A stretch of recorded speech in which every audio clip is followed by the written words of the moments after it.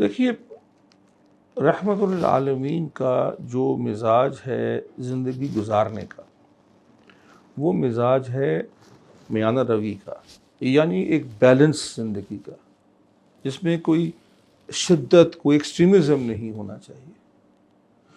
مثلاً ایسا نہیں ہونا چاہیے آپ کے معاملات میں کہ آپ اگر مسجد جا کے بیٹھے ہیں تو پھر مسجد کے ہی ہو کے رہ گئے، آپ کو یہ یاد نہیں رہا کہ میرے گھر میں کون ہے، میرے گھر کی ذمہ داریاں کیا ہیں، میرے بچوں کی تربیت ہے، میرے والدین کے حقوق ہیں، شوہر کے بیوی کے حقوق ہیں۔ تو اس قدر انتہا پہ چلے گئے، یہ طریقہ سنت طریقہ نہیں ہے۔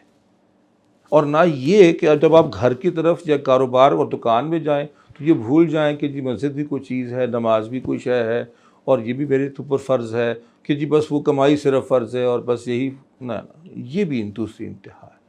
یہ انتہائی زندگی جو گزارنا ہے نا، یہ سنت طریقہ نہیں ہے، بلکہ وہ تو یہ ہے کہ سب معاملات کو ساتھ لے کے چلنا۔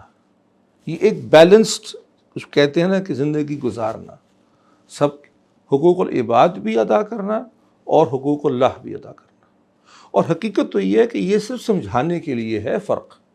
حقوق العباد بھی تو اللہ تعالیٰ نے ہی سکھائے اور اللہ تعالیٰ نے ہی ہم پہ فرض کیے، تو اس میں کوئی ہم بندوں کی فرما برداری نہیں کر رہے ہوتے، وہ بھی اللہ کی بندگی ہوتی ہے۔ تو دونوں کو ہی پورا کرنے کی کوشش کرنی ہے۔ اللہ تعالیٰ ہمیں دونوں کو پورے کرنے کی توفیق نصیب فرمائے۔